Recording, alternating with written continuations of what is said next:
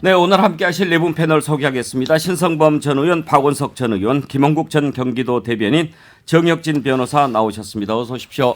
네, 안녕하세요. 반갑습니다. 김원국 대변인, 이제 지금은 경기도 대변인 그만두셨죠? 네, 임기 마치고 예. 지금은 이제 학교 강의하고 또 이렇게 방송에 와 있는 민간인입니다. 이재명 지사 하실 때 경기도 대변인 하신 거죠? 맞습니다. 당시 저 모시고 이제 대변인으로서 일했습니다. 대변인도 임기가 있습니까? 네, 개방형이 일반 임기제입니다. 그래서 2년의 임기로 임명됩니다. 그러면은 이재명 지사 그만두고도 대변인 계속 하셨겠군요. 맞습니다. 마지막 김동연 새 지사 됐을 때 마지막 일주일 인수위까지 제가 최종적으로 함께하고 왔습니다. 이제 앞으로 패널 활동하시는데 잘 부탁드립니다. 아유, 제가 잘 부탁드립니다. 감사합니다. 정혁진 변호사님 반갑습니다. 네, 안녕하세요. 예. 자, 오늘 뜨거운 주제 경찰국 신설에 반발하면서 전국 경찰서장 회의 열린 것 이 부분 관련해서 대담할 텐데 먼저 이 내용과 관련해서 민주당 황운하 의원 전화로 연결해서 한번 의견을 좀 들어보도록 하겠습니다. 지금 전화 연결되어 있습니다. 여보세요? 여보세요. 아, 네, 예. 황운하입니다. 반갑습니다. 네, 안녕하세요. 황운하 의원입니다. 네, 오늘 이렇게 전화 연결해 주셔서 감사합니다. 먼저요. 지난 토요일 날 전국 경찰서장 회의가 열렸는데 그걸 놓고 이제 하극상이다, 집단 반발이다, 이래서는 안 된다. 심지어 오늘 아침에 이상민 행안부 장관은 쿠데타에 준하는 상황이다 이렇게 비판했는데 그 모임 자체에 대해서 어떤 인식을 갖고 계시는지 들어보고 싶습니다. 군인들의 군인들의 업무와 경찰의 업무는 제복을 입은 조직이라는 거 말고는 유사점을 찾아볼 수 없을 정도로 많이 다릅니다. 예. 우선 이제 군인들과 이제 수평적으로 비교하는 게 굉장히 부적절하고요. 그다음에 이번에 그 총경들이 모일 때 그 모이는 날짜는 주말이었거든요. 예. 그러니까 공휴일 휴일이었죠. 네, 휴일날 본인들이 휴가를 내고 휴가를 내서 이 경찰 기관인 인재개발원에서 모여서 경찰국 설치에 따른 경찰의 중립성 훼손에 대한 의견을 수렴하기 위한 자리였기 때문에 그 모임 자체가 경찰청장이 직무 명령을 발동해야 할 성격의 모임이 아니거든요. 예. 네, 그래서 마치 경찰청장이 직무상 명령을 발동했는데 그것에 불복한 것처럼 이렇게 판단하는 것은 그 전제가 잘못된 판단입니다. 즉 직무상 명령 자체가 오히려 위법한, 예. 즉 경찰청장의 해산 명령 자체가 위법한 명령일 수 있는, 예. 즉 직권 남용에 해당될 수 있는 그런 소지가 있기 때문에 그것을 정당한 직무 명령이라고 이렇게 전제하면 그 전제가 잘못된 것이고요. 예. 따라서 결론적으로 이제 총경들의 인재개발원에서의 회의는 전국 총경회의는 휴일날 휴가를 내고 경찰국 설치에 따른 경찰 중립성 훼손 여부에 대한 의견 수렴을 위한 그러한 정상적인 절차를 밟아서 모인 그런 정당한 모임이었다. 정당한 모임이었다. 예, 이것을 무슨 그 쿠데타 하나의 쿠데타에 준하는 이런 그 비유를 한 것은 대단히 부적절한 발언입니다. 예. 네, 지금의 시대가 어느 시대인데 그리고 현재의 경찰의 수준이 또 시민 의식이 어느 시점에 그 얼마나 성숙되어 있는데 그것을 그 하나의 군부 쿠데타 시절 그때로 비유합니까? 알겠습니다. 오히려 장관이 지금 행안부의 경찰을 신설하려는 그 자체가 그러한 군사 독재 시절로 회귀하려는 그런 구시대적인 발상이죠. 자, 황 의원님도 경찰 출신이지 않습니까? 이번에 경찰서장 회의에 참석한 분들 가운데 이제 경찰대 후배들도 많이 있고 그럴 것 같은데 혹시 무슨 얘기를 그 자리에서 했는지 좀 들으신 게 있나요? 저는 그 자리에 참석했던 사람들이 누군지 모르고요. 네. 한 명도 통화한 적이 없습니다. 제가 정치권에 몸담고 있기 때문에 조금이라도 이제 어떤 정파성에 대한 오해가 있을까봐 일부러 통화하지 않았습니다. 그러셨군요. 예, 그리고 제가 과거에 경찰에 몸담을 때 저도 직위해제, 대기발령, 또 징계 처분, 즉 그 경찰 조직 내의 민주화를 요구하다가 또 경찰청장의 퇴진을 요구하다가 또 경찰청장이 역사의 죄인이 되지 말라고 하면서 공개 비판했다는 이유로 여러 가지 이유로 지금의 유사명 총경이 겪고 있는 이런 어떤 고난 같은 것을 이미 겪은 바 있거든요. 예. 네, 그래서 마음으로는 유사명 총경에게 이러한 시점에서 그 위로도 해주고 싶고 또 어떤 메시지를 국민들에게 전달하면 좋겠다든지 이렇게 조언도 해주고 싶지만 정파적인 제가 이제 정치권에 특정 정당에 몸을 담고 있기 때문에 오해를 받을까봐 일부러 연락하지 않았고요. 그러셨군요. 예, 그래서 무슨 얘기가 오가는지는 저는 언론 보도만 접했을 뿐 알지 못합니다. 알겠습니다. 그러면 그 회의에 참석한 책임 또 하지 마라고 했는데도 참석한 책임을 물어서 유사명 총경을 울산 중부경찰서장에서 직위 해제시켰거든요. 그 네. 조치는 잘못된 거라고 생각하십니까? 대단히 잘못된 조치죠. 네, 아까 말씀드린 것처럼 그 휴일날, 그러니까 주말에 휴가를 내고 경찰서장이라 하더라도 휴가를 내고 얼마든지 그 관외로, 그러니까 관내를 벗어나서 관외 여행을 할 수 있습니다. 그것을 이제 경찰서장이라고 하는 특별한 어떤 직분을 감안해서 관외 여행을 할 때는 신고하도록 되어 있습니다. 예. 그 신고 절차를 다 거친 것으로 알고 있습니다. 알겠습니다. 예, 앞에 말씀하신 것과 중복이 네. 되니까 네. 그러면은 네. 그 자체가 정당했으니까 징계도 부당하다 네. 이런 말씀이시죠? 네, 그래서 결국 그 사유가 아까 말씀드린 것처럼 해산 명령에 응하지 않았다라고 하는 그런 그 직무 명령을 불이행했다는 그런 사유로 알고 있거든요. 네, 황운하 의원께서도 경찰국 만드는 것은 적절하지 않다고 생각하십니까? 그건 당연한 말씀이죠. 그 매우 시대착오적인 이제 과거로 회귀하는 시대착오적인 그런 헌법과 법률에 위배된 그런 처사이죠. 매우 지금 잘못된 것입니다. 정부 입장은 검찰은 법무부가 또 경찰은 행안부가 이렇게 그 감독하고 통제할 필요가 있지 않느냐, 그것은 당연한 것 아니냐라고 하는데 왜 검찰은 법무부가 할 수 있고 경찰은 행안부가 못한다고 생각하십니까? 그건 이제 경찰의 중립성과 검찰의 중립성에 대한 각각의 통제 방안에 대한 그런 혼동을 일으켜서 그런 비유를 하시는데요. 예. 경찰의 중립성은 지금은 행안부지만 과거 기준으로 볼 때 내무부로부터의 독립을 의미했습니다. 내무부로부터 독립하는 것이 경찰의 중립성을 의미했습니다. 그래서 1991년에 내무부로부터 독립해서 외청인 경찰청을 만들면서 그때 내무장관의 사무에서 치안에 관한 사무를 삭제했습니다. 그런데 법무부 장관의 사무에는 검찰에 관한 사무가 포함되어 있습니다. 검찰청법에 검찰 사무의 최고 감독자는 법무부 장관으로 명시되어 있습니다. 만약에 행안부 장관이 경찰청을 직접 통제하고 싶다, 법무부 장관이 검찰을 통제하듯이 그렇게 하고 싶다면 일단 법부터 바꿔야 됩니다. 그러니까 지금 행안부 장관의 발상은 경찰법의 그 입법 정신, 입법 취지를 잘 모르거나 또는 알면서도 그에 역행하는, 그걸 위배하던 그런 그 잘못이 있고요. 따라서 옳고 그르고를 떠나서 행안부 장관이 경찰청장 또는 경찰 업무를 직접 통제하고 싶다면 우선 법부터 바꿔야 됩니다.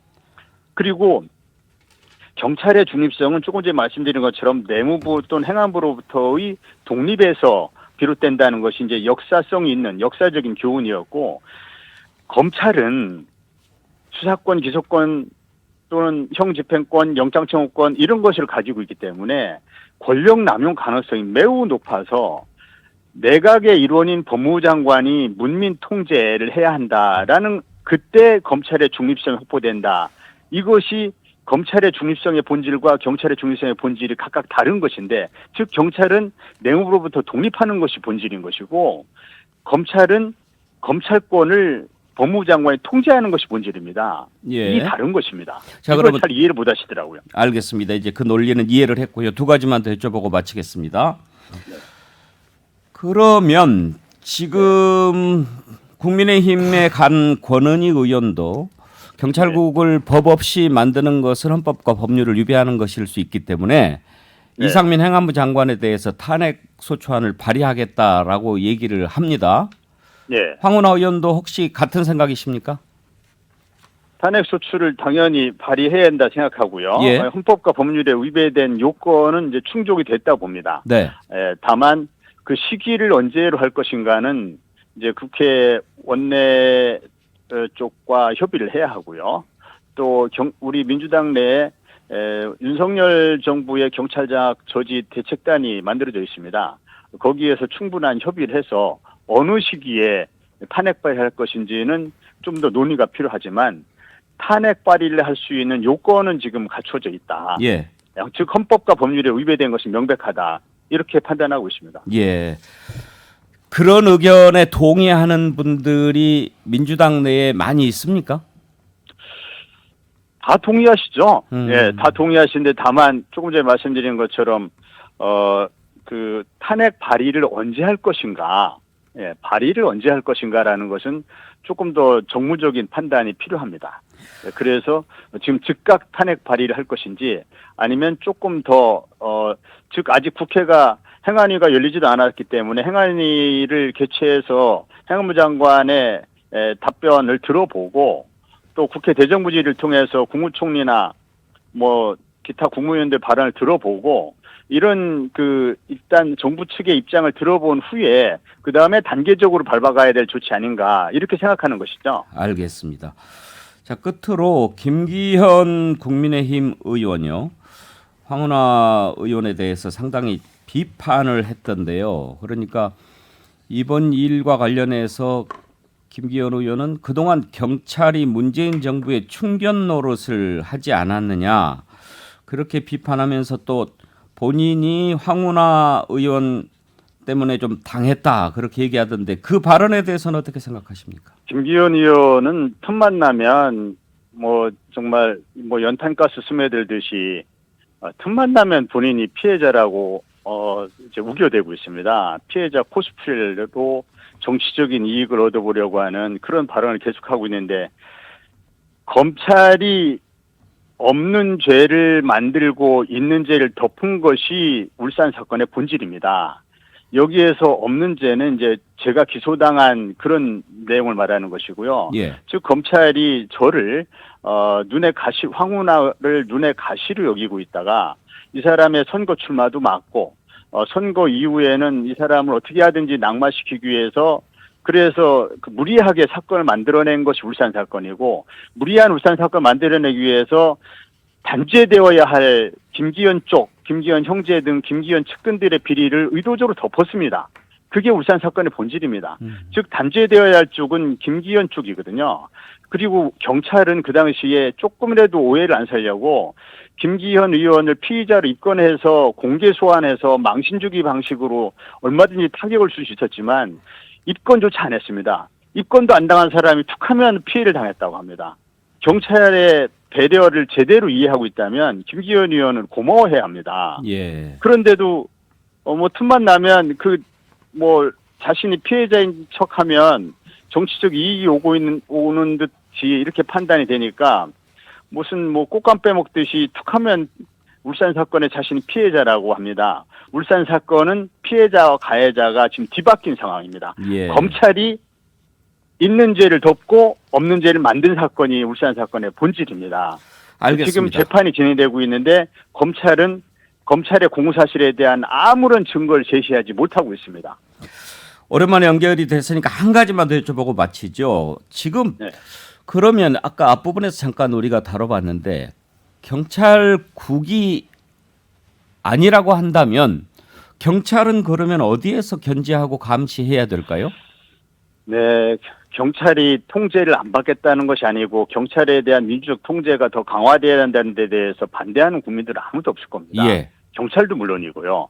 그런데 아까도 말씀드렸지만 경찰이 그 중립성을 확보하게 된 역사성을 살펴보면 내무부로부터 독립하는 것이었거든요. 예. 그걸 내무부에 다시 가져가는 방식으로 경찰을 통제하는 것은 이건 정말 시대에 역행하는 예. 거잖아요. 예. 그래서 경찰위원회라는 걸 그때 만드는 겁니다. 경찰청을 외청을 독립할 그럼 때. 경찰위원회를 그냥 쭉 가면 된다는 말씀인가요? 경찰위원회를 지금보다 실질화해야죠. 아. 지금 실질화 안 돼가지고 좀 유명무실화된 측면이 있거든요. 예. 이것을 실질화하는 방법을 국회에서 법을 이제 어떤 예, 새로 만들 수도 있고 예. 개정을 해서 그래서 입법을 통해서 경찰위원회를 실질화하는 방안, 그 방안으로 민주적 통제 방안을 찾으면 됩니다. 알겠습니다. 예, 오늘 말씀 여기까지 듣죠. 감사합니다. 네. 네, 민주당 황운하 의원과 얘기를 나눠봤습니다. 자, 그러면 패널들 의견을 좀 들어보죠. 정혁진 변호사, 먼저 이게 하극상이냐 아니냐 이걸 가지고 좀 다툼이 있을 것 같은데 법적으로 보셨을 때 어떻습니까? 글쎄요, 제가 봤을 때 뭐 하극상이란 말까지는 좀 어려울 것 같고 이제 법과 규정이 있거든요. 대표적인 법이 경찰 공무원 법이 있습니다.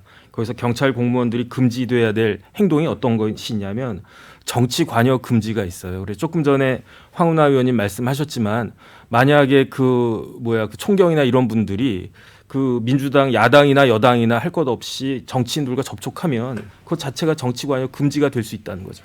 그거를 황 의원이 잘 아시니까 거리를 둔다는 이야기고 예. 그렇기 때문에 제가 봤을 때에도 정치 관여인가 이건 아닌 것 같고 그다음에 두 번째가 뭐 거짓 보고 금지, 지휘권 남용 금지 이런 것들이 있고요. 그다음에 이제 경찰 공무원 복무 규정 제가 쭉 봤더니 뭐 지정 장소에서 근무해라, 뭐 근무 시간 중에 음주를 하지 말아라, 상관에 대해서 신고해라 이런 내용들만 있지 이걸 회의를 했다고 해가지고 이 자체에 위반되는 것은 있을까 하는 그런 생각은 들고요. 예. 그런데 제가 그 봤을 때 어떤 생각이 드냐면 국가공무원 66조에 공무원은 노무에 제공하는 그런 공무원 빼고는 집단 행동을 하지 말도록 그렇게 되어 있거든요. 그 다음에 이제 그 집단 행동 중에서도 특히 무력을 가지고 있는 집단이 두 개가 있습니다. 첫 번째가 군대고, 그다음 두 번째가 경찰, 경력이라고 하는데 이런 그 공무원들은 조금 더 좀 신중해야 되는 거 아닌가. 그래서 그런 부분들은 좀 그 문제가 있는 것이 아닌가 그 생각은 들고요. 그래서 그렇기 때문에 근데 이제 유 총경 그분 이제 그 직위 해제했다라고 했는데 그게 뭐 징계인가 하는 건 징계성 조치인 건 맞는 것 같은데 객관적으로 징계인가 하는 생각은 드는 게 이게 뭐 전보 조치하는 거 아니야 보직을 그런 식으로 아마 이제 경찰청에서는 이야기하지 않을까 싶고 제가 이제 그 경찰 공무원법을 찾아봤더니 경찰청장 지금 청장이 공석이니까 차장이 이렇게 총경을 전보할 수 있도록 이렇게 규정이 되어 있더라고요. 뭐 서장에서 물러나게 했으면 징계라고 봐야죠. 그래서 징계성 조치인 거죠. 예. 네네. 그래서 그래서 아무튼 지금 그러면 네네. 토요일 날 근무 시간이 아닌 경우를 이용해서 우리가 회의를 했는데 그게 뭐가 그렇게 잘못됐냐라고 하는데 그 행위 자체는 문제가 있다 없다 어느 쪽이십니까? 제가 봤을 때는 집단 행위라고 한다라고 하면 문제의 소지는 있다. 저는 예. 그렇게 보여집니다. 위법은 아니라 할지라도 그게 위법인지 아닌지에 대해서는 함부로 판단하기 어려울 것 같고요. 예. 아마 이에 대해서 반발해가지고 법원 재판은 아마 할 것 같고요. 그럼 소송을 하게 되면은 법원에서 판단을 하지 않을까 싶습니다. 신성범 의원은 어느 쪽이십니까? 흔히 하는 하극상이나 뭐 집단 항명 이런 것은 정치권이나 언론식 용어죠. 근데 예. 부적절한 거는 맞는 거죠. 예를 들어서 아무리 휴일날 무슨 했다 손 치더라도 황운하님도 말 흐리던데 보십시오. 공휴일날 인재개발원에 다 모였다. 관회 이행인지 관내에서 관회 이행을 했는지 그 모인 사람들이 전부 다 뭐 그렇게 쓴 건지 예를 들어서 총경들이 또 하나는 어쨌든 직장 이탈 가능성이 있는 거 아니에요. 무엇보다도 제가 보기에는 이런 아까 말했지만 집단 행동은 분명한 거죠. 그래서 이걸 뭐 표현을 어떻게 하든지 간에 저는 뭐 공무원들 특히나 이런 총경 일선 경찰의 지휘관들이 집단으로 모여서 의사 표현을 했다. 이제 법적으로 보장된 권리인가에 대해서는 저는 좀 의아하게 생각하죠. 일단 패널들의 인식부터 들어보죠. 김홍욱 대변인은 어느 쪽입니까? 저도 직전에 공무원 하지 않았습니까? 예. 공무원들은 아주 철저하게 집단 행동하지 않고 정치적 행동이나 자기 신념을 밝히는 것은 굉장히 부적절한 행동이 될 수 있기 때문에 굉장히 조심하거든요. 저는 경찰 측에서 굉장히 이 사안에 대해서는 신중하게 접근해야 된다라고 생각을 합니다. 대신에 출발의 문제가 무엇인가? 5월 13일 날 취임한 행정안전부 장관이 불과 2달 만에 모든 것을 다 완성시켜 놓고 8월 2일 다시 말해서 이런 국가의 모든 경찰력이라는 그 엄청난 시스템을 만드는 데 있어서 2달 만에 모든 것이 이루어져서 공포까지 된다. 이건 사실은 행정에서는 불가능한 일이거든요. 이 정도 준비하려면 여기 경기도에서도 경찰위원회하고 하는 과정들 있잖아요. 몇 년에 걸쳐서 이루어지거든요. 그런데 이렇게 일방적인 행위가 되고 더군다나 행정안전부 장관이 뭐 12.12 쿠데타니 하극상 뭐 이런 용어를 쓰는 것은 굉장한 정치적 접근입니다. 저는 이 상황에서 공무원들이 경찰 공무원도 공무원이니까요. 이렇게 모였다는 것은 자신들의 불이익을 감수한 상당히 용기 있는 행동이다. 대신에 용기를 낼 때는 법과 절차를 잘 따져야 되고 현재 이 문제가 해결되도록 해야 된다. 여러 가지 대안도 제시하고 그러나 막 역시 이 일을 하고 있는 정부에서는 최소한도 이런 혼란, 국민적 혼란이 생기지 않도록 경찰과 충분히 협의하면서 이 일을 풀어나가야 되지 지금처럼 뭐 징계하고 한다고 해서 2022년 대한민국 1960, 70년대가 아니지 않습니까? 이렇게 어느 하는 쪽이 잘못했다는 입장이십니까? 일단은 잘못은 저는 이 일을 추진하고 이렇게 일방적인 그런 행정 절차를 통해서 국가적 혼란을 불러일으키고 있는 일단 정부에서 잘못한 거죠. 예. 출발은. 그러나 경찰 측에서도 신중하게 대응해야 된다. 잘못의 한 80%는 역시 정부인 거고요. 예. 경찰도 그 상황에 대해서 오해가 생기지 않도록 충분하게 대안 제시하고 해법을 만드는 게 필요하다고 봅니다. 박원석 의원 견해는요. 저는 뭐 징계성 조치를 내리는 건 과했다고 봅니다. 그러니까 경찰 그 윤희근 청장 내정자가 복무규정 위반이라고 얘기를 했는데 앞서 정 변호사님 말씀하셨지만 복무규정 위반이 없어요. 그리고 휴일날 직무가 없는 때 공무수행이 아닌 일로 모여서 세미나 성격의 회의를 했다고 그거를 뭐 복무규정 위반으로 보는 건 좀 무리가 있고요. 근데 집단행동은 이게 이제 형평성 문제가 있습니다. 검사들 회의하는 거 가지고 공무원법상 집단행동이라고 그동안에 얘기해오지 않았고 지금 대통령 그걸 장려했던 사람 아닙니까? 심지어 평일날 하는 회의까지도. 그런데 이건 휴일날 관내 여행 신고를 다 내고 그리고 세미나 성격의 회의를 했다고 이거를 공무원들이 집단행동했다? 누가 봐도 이건 형평성에 어긋나고 무리한 조치라고 보고요. 만약 그거를 징계성 조치를 내리려면 지난 검수완박 이슈에 대해서 각급 이제 검찰들이 회의를 했잖아요. 평검사회의, 부장검사회의, 뭐 검사장회의, 고검장회의 이거 다 징계 내려야 됩니다. 그래야 형평성에 맞는 거죠. 그 논리에 대해서 어떻게 아니 생각하십니까? 저는 박원석의 말씀이 형식 논리적으로 맞는데 죄송합니다. 이것은 그렇게 단순 비교할 사안은 아니다. 첫째는 제복과 물리력 차이가 있다. 경찰은 왜 제복을 입고 총을 들고 있고 이거는 어떻게 보면 검사들이야 뭐 양복 입고 이거는 잘나고 못나고 똑똑하고 이 차이가 아니에요. 규정된 권한이 다르기 때문에 그러니까 검사들은 예를 들어서 뭐예요? 근데 권한을 갖고 있던 권한을 없애는 거였잖아요. 그죠? 이거는 경찰이 갖고 있는 권한을 뺏는 게 아니라 행정 절차적인 측면이 있다는 점 분명 하나하고 숫자가 지금은 검사들이 한 전국에 한 2,200명 정도 되는데 이건 13만 경찰이라는 점.